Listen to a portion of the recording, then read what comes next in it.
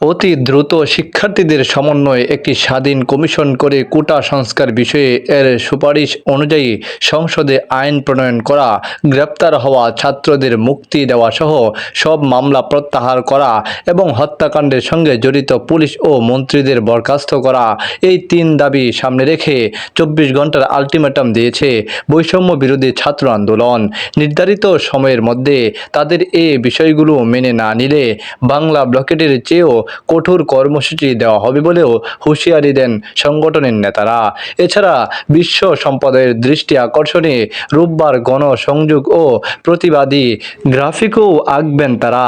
শনিবার রাতে online platform Google মিটে আয়োজিত এক সংবাদ সম্মেলনে এসব কর্মসূচি ঘোষণা করেন সংগঠনের সমন্বয়ক মোহাম্মদ আব্দুল হান্নান মাসুদ। সংবাদ সম্মেলনে অন্যদের মধ্যে উপস্থিত ছিলেন সংগঠনের সমন্বয়ক মাহিন সরকার এবং সহ সমন্বয়ক রিফাত রশিদ।